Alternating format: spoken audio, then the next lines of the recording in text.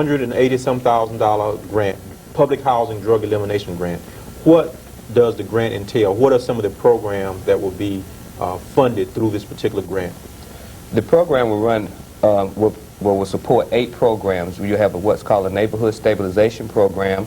We will have a youth substance abuse program. We will have a summer enrichment program. We'd have police patrol.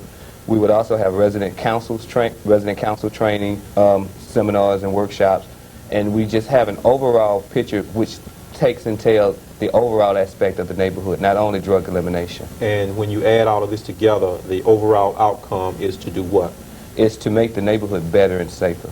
Okay, Mr. Range, thank you for coming out also. Thank you. You're with Oasis Institute. Tell us about your firm and exactly what do you do? The Oasis Institute's a nonprofit 501c3 that has been named one of HUD's Quality of Life initiatives.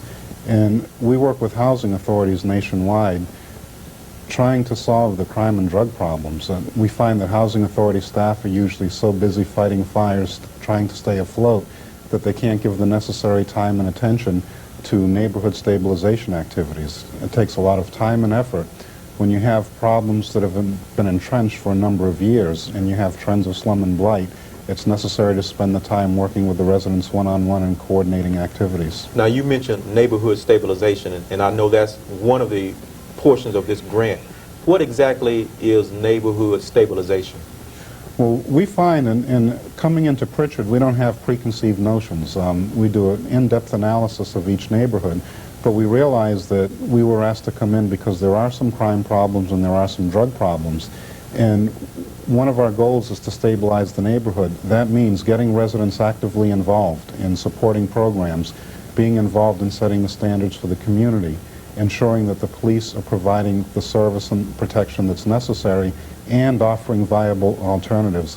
When we achieve neighborhood stabilization, then people aren't afraid to go out, the criminals can't set up and become entrenched in the neighborhood, and the negative image of public housing tends to change because there are some good things happening, and it becomes as safe and stable as any other community in the country.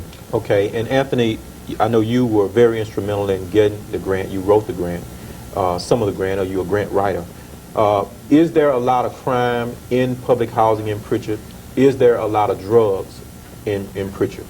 I think that in the city of Prichard, as compared to its neighboring city, the city of Mobile, that the problem is nowhere near as bad as it is in the city of Mobile.